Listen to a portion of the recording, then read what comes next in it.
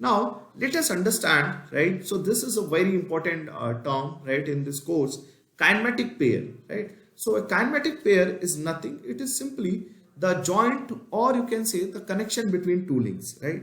But again, these two links, they should have some relative motion between them. So let's say if there is a connection, right, or a joint which is allowing relative motion between two different links, right, then in that case that will be called as a kinematic pair, right? Now let us understand, right, this terminal different types of kinematic pair. So for example, for now I will simply sketch. Let's say this is my link 1, this is my link 2, and now you can see that there is relative motion between these two links. That means you can simply say that this link 2, it is rotating relative to link 1, for example. So in that case we can say that this connection is simply defined as a kinematic pair, correct? Now let us see the types of kinematic pair.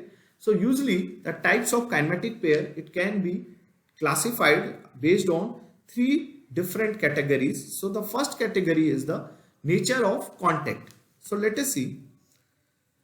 So when you categorize a kinematic pair based on nature of contact, so it can be put into 2 different classes. So one class is the lower pair, another class is the higher pair. So now let us understand what is a lower pair. So in a lower pair, if you have 2 links, right, that are being connected by a kinematic pair, so those 2 links, they should have either a surface or a area contact between them, right? So for example, the simplest example of this is that, let's say if you have in this picture, right, in this image, that this is what? This is my bearing. Now this bearing, right, it encloses a shaft, right? So this shaft sitting in this bearing, both of them, they are going to form a lower pair, because the shaft and the inner races of the bearing, they are going to have a surface contact between them.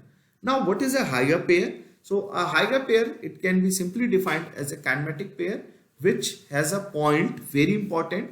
So either it could have a point or it could have a line contact between the links. So again, let us try to understand this thing using a simple example of bearing itself. So in a bearing, if you see the structure of a bearing, right, generally it composed of, right, outer race, inner race, and then you have a set of balls, and these set of balls, they are being separated by a cage, correct? Now if you carefully observe, so this is basically your inner race, right, and this will act as outer race, right? So if you carefully observe, the balls, right, and the inner and outer races, they are actually having a point contact between them. So if you consider, right, one of the ball and one of the races, so basically they are forming a higher pair,